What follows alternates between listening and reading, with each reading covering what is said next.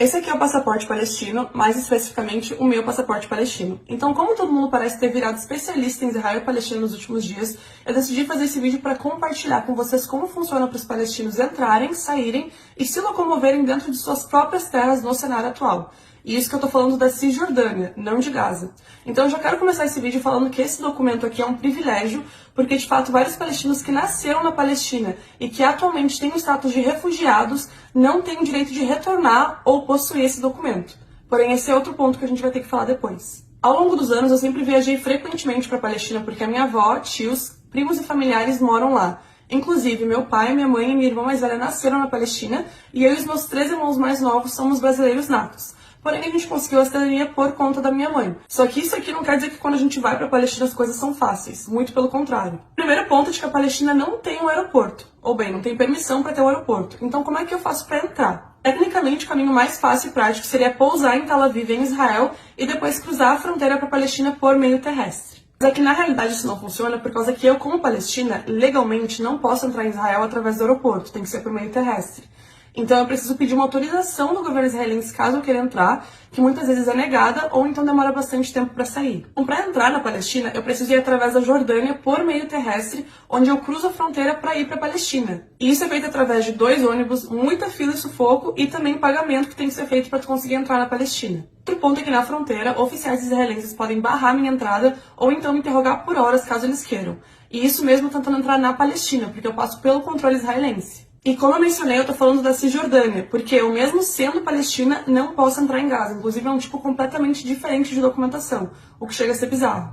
E observação, mesmo sendo cidadã brasileira, que legalmente não precisa de visto para entrar em Israel, eu não posso usar minha documentação brasileira porque a minha cidadania estrangeira não vale absolutamente nada caso eu tenha a Palestina. Eles controlam isso porque Israel tem um banco de dados para todos os palestinos. Então, essa situação toda em si já é um ato discriminatório. Inclusive, recentemente está tendo uma fase de testes para cidadãos americanos que também possuem a cidadania palestina para entrar em Israel através do aeroporto. Isso aconteceu porque os Estados Unidos pressionou e disse que todos os cidadãos americanos, mesmo com residência palestina, pudessem entrar livremente em Israel, assim como os israelenses. Isso está sendo testado há 2 meses, mas ainda não entrou em efeito completo. Aparentemente vai começar em novembro. Eu vejo muito nas redes sociais o pessoal falando de que assim que a situação entre Israel e Gaza terminar, a paz vai voltar a reinar. Só que para a paz voltar a reinar, ela deveria estar lá em primeiro lugar. E os palestinos não têm paz há décadas. Só que muitos de vocês escolhem ignorar isso. No meu último vídeo eu expliquei um pouquinho do bloqueio em Gaza, porém os palestinos têm que lidar diariamente com a ocupação ilegal.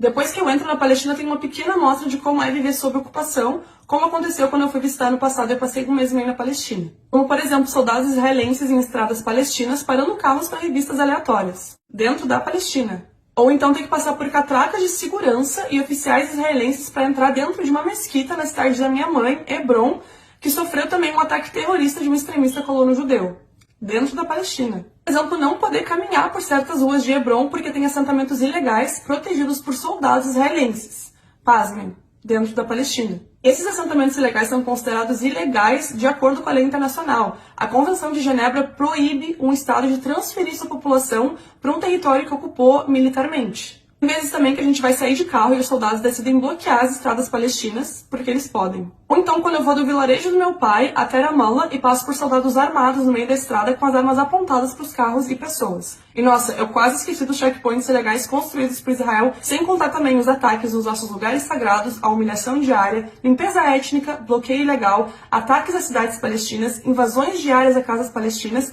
e humilhação constante do nosso povo.